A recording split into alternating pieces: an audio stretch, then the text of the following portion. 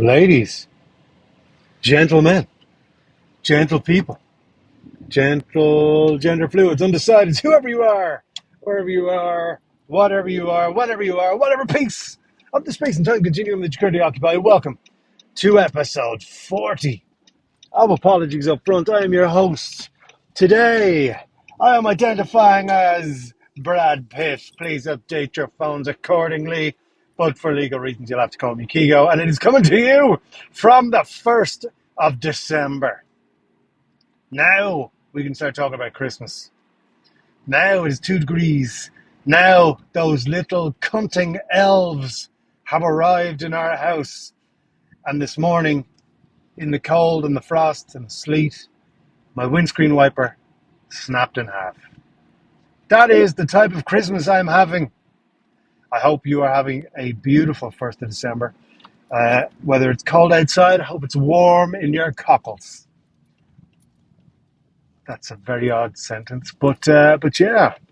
I hope it well. It's a Friday, and I really don't want to go to work because I'm freezing over here, but it's got to be done. They keep sending bills in the post.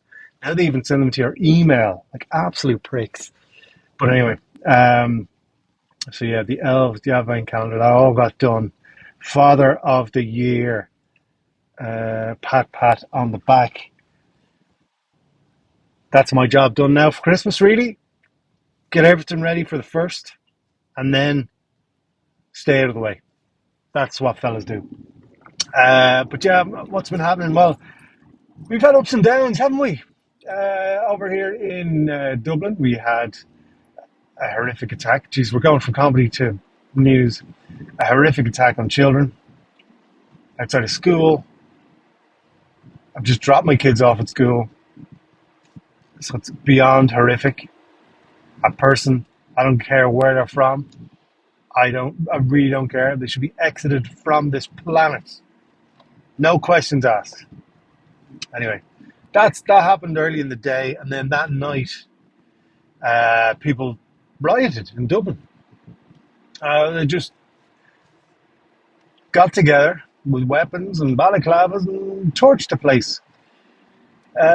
Some people are trying to say that it was because of the attack earlier on in the day. And look, it's a bit like, so I'm old enough to remember Ireland, England and Lansdowne Road.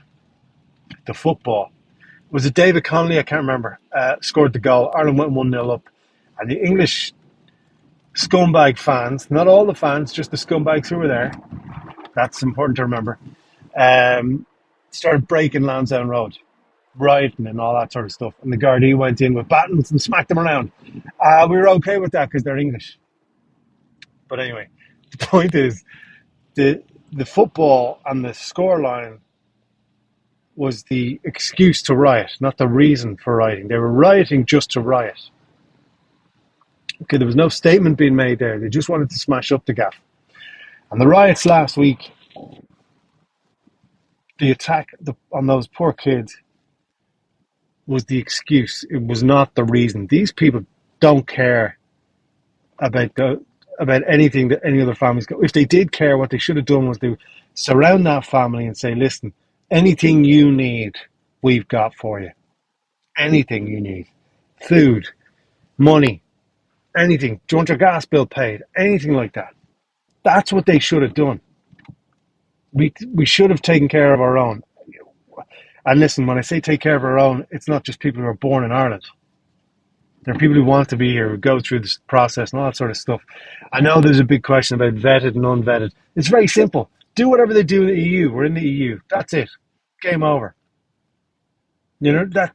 And if everyone has different rules and regulations, make them all into a standardized regulation around the EU. Simple. But there's no, people coming into the country are not stealing your job. They're not stealing your woman or your man or your house. They're not doing that. People generally, now we're talking 99% of people who migrate from one place to another, it's because their life is in shit.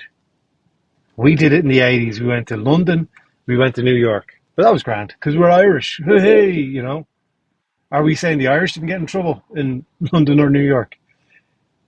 There was an Irish mafia in New York, arrived on Ellis Island, set up a mafia up there to rival the Italian mafia. But that's grand. Don't worry about that. So there are people here who want to be here, who are contributing. You see them in Bray. We had a lot of Ukrainian people coming out here because their houses were blown up and their lives were finished over there. And they come here, you see their kids in the school, you see them working, you see all that sort of stuff. It's brilliant. I assume they don't have a piece of paper that people are asking for. 99% of people are good people. Now, the person who committed the crime last week shouldn't have been here. That's like there's someone who, speaking of justice system, there was someone during the week who got a suspended sentence for a case involving rape. And you go, no, no, no.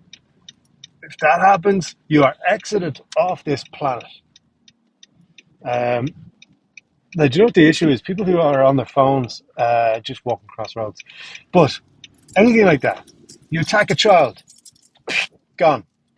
Jail forever. Like, not like, you 20 years. We'll give him 20. No, no, no. Forever. You don't get out. And you have an option to kill yourself. You rape someone, jail forever, or you have the option to kill yourself. There are places, was it Nigeria? Again, geez, I'm actually reading the news and I'm forgetting what I'm reading because some of this stuff's so upsetting. In Nigeria, if you're done for rape, you get chemically castrated. No questions asked. And you go, okay, yeah, Nigeria, let's do that. Murder, I think, murder for murder. If I kill you, I get killed. It's that simple. If I attack a child, I should be killed. That's it. But I think the riots, go back into that was a bit of a tangent there, apologies. But the riots, we have to be honest, right? And you can't use blanket statement and say everybody, but 90% of the people at that riot were just there to riot.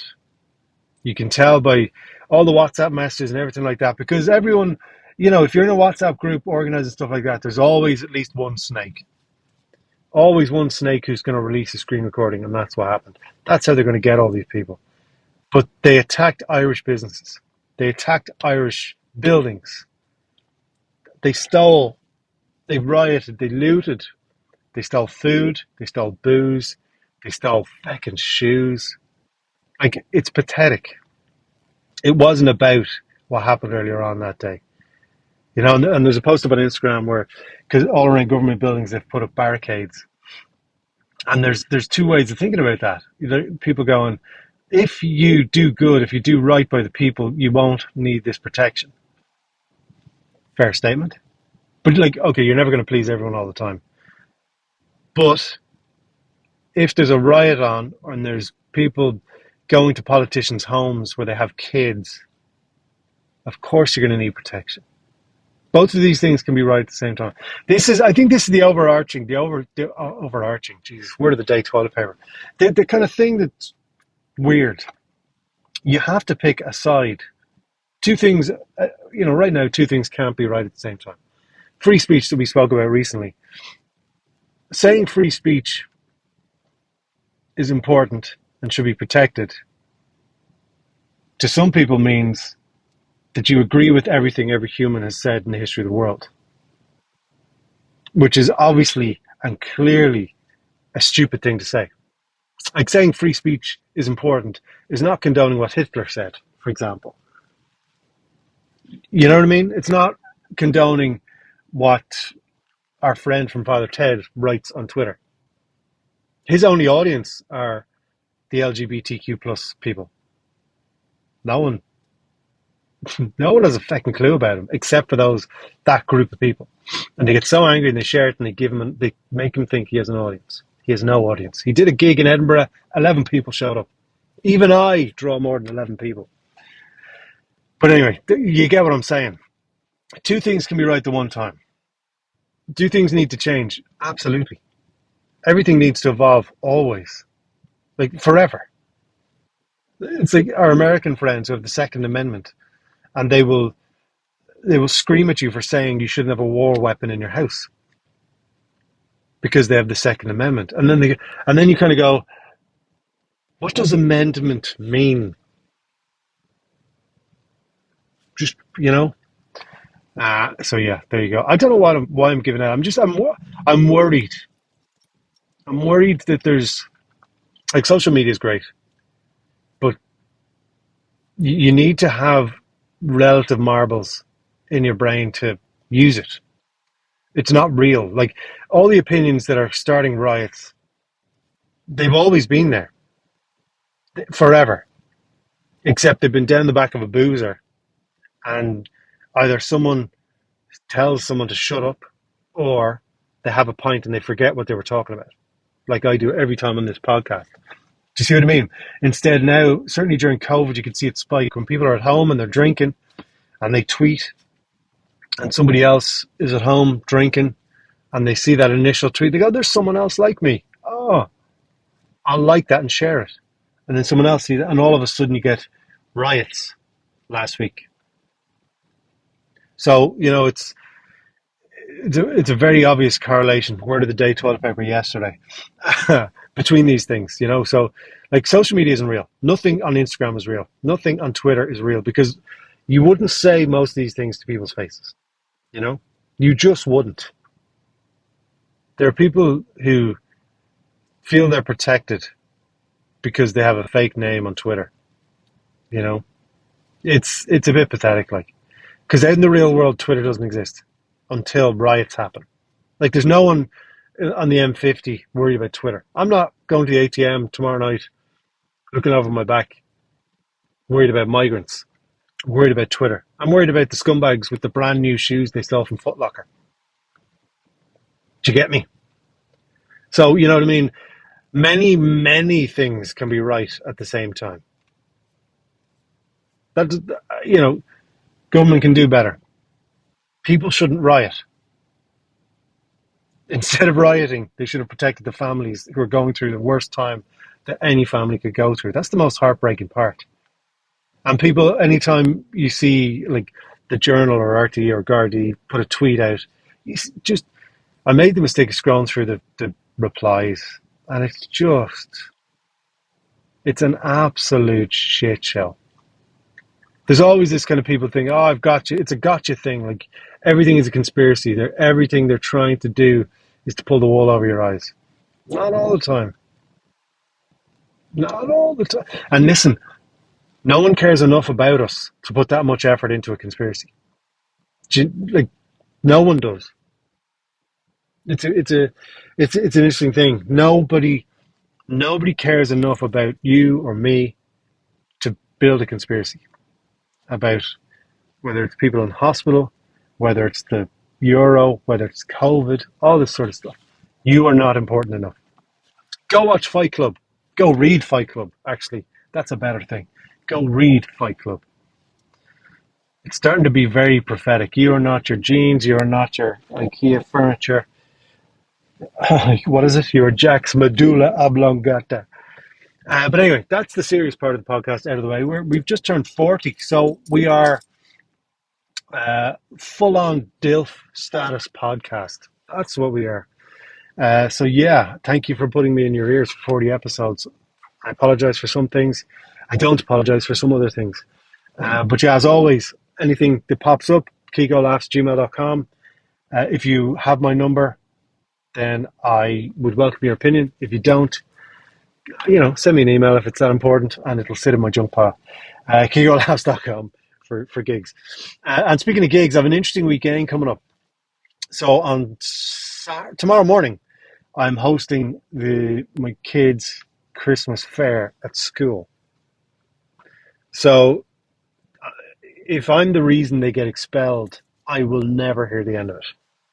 So I've got a poll up on my Instagram there, Kigo Laughs, I found a pair of trousers that I bought on Wish years ago, and it looks like someone just threw paint all over them.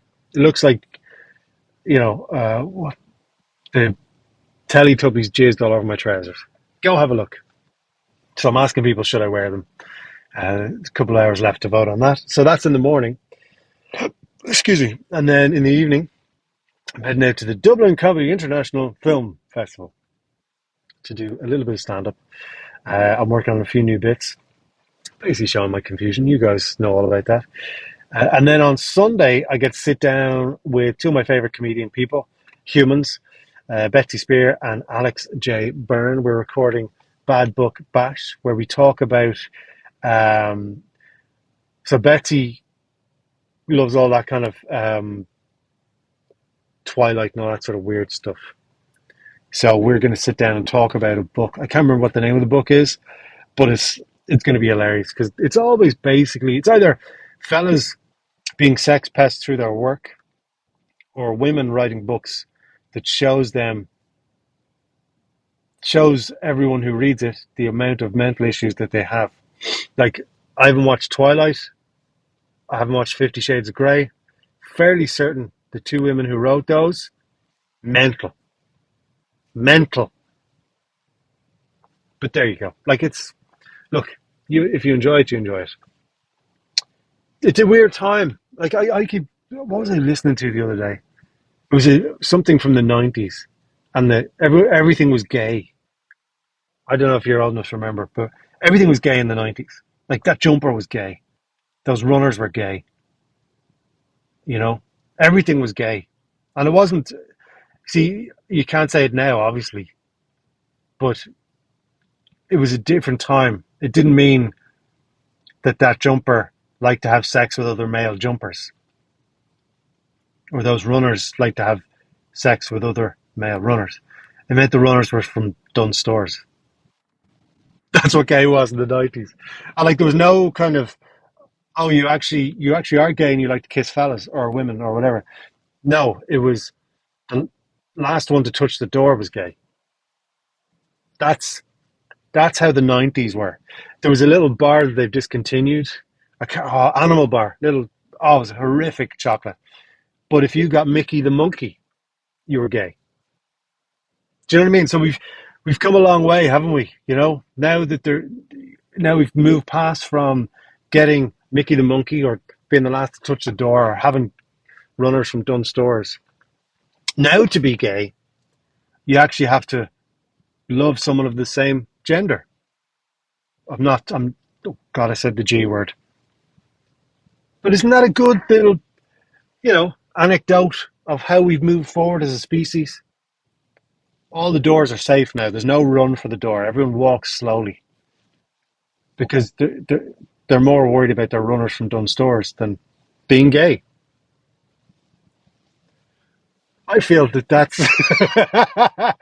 that is a great way to show how Ireland has evolved in 20 years. But yeah, made myself laugh. Probably cancelled now. But yes, it's Friday. Have a great weekend. Let's hug those we love. Let's tolerate those we don't. And vote on whether I should wear the stupidest jeans in the world to my kids' school fair and get them expelled.